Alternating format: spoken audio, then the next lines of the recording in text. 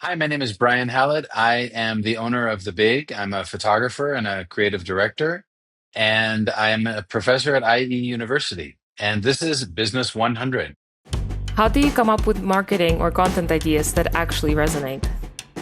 I think the trick to coming up with marketing ideas and content that resonates is to understand exactly what it is that the client wants to consume.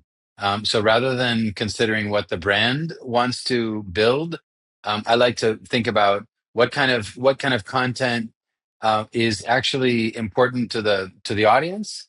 What are the issues or concerns that they have, and so that what the content should do is try to resolve that. If you could teach one marketing lesson to a younger self, what would it be? To become a better listener. In other words, rather than trying to come up with clever ideas, I think that listening is key. You need to be able to listen to your client. You need to be listen to be able to listen to your audience and really understand where they're coming from. I think that's something that the sooner you learn that, the easier everything becomes.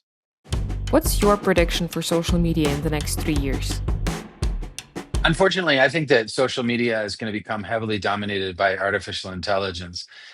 It actually already is. I read a statistic the other day that some percentage, I think it was over 50% of the content being created on social media is essentially bot or AI driven.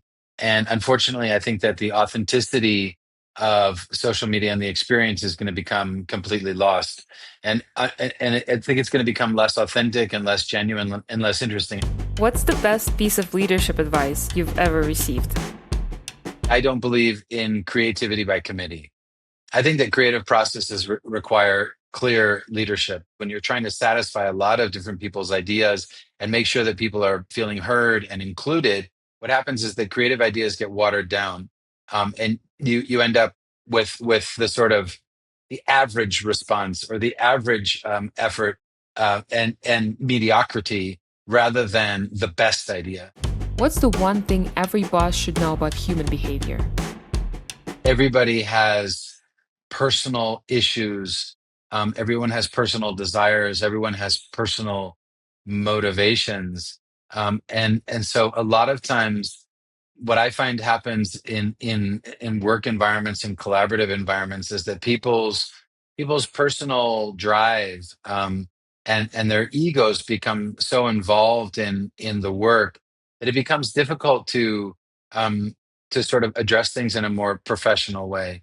And so I think that we need to be aware of where people are coming from. We need to be sensitive to where they're coming from, but we also need to know that sometimes those things need to be set aside. And so I think that there's a balance that we need to strike between working in a sort of clear professional way, but also understanding that people come to the table with a lot of personal baggage. I think that's the really one of the biggest challenges that we face when we're working in teams.